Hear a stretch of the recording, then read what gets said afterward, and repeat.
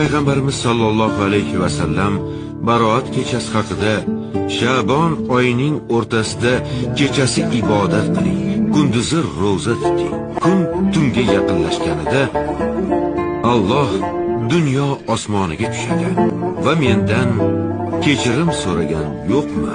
Uni kechiray. Mendan rizq so'ragan yo'qmi? Unga rizq beray. Musibatga uchragan yo'qmi? Unga ofiyat beray deydi degan ekanlar. Oldimizda shunday imkoniyatga to'la kecha bor. Yo Rabbiy, agar bizni ismimizni g'ofillar daftariga yozgan bo'lsang, u yerdan o'chir. Bizlarni solih amallar qilgan bandalaring orasiga qo'sh.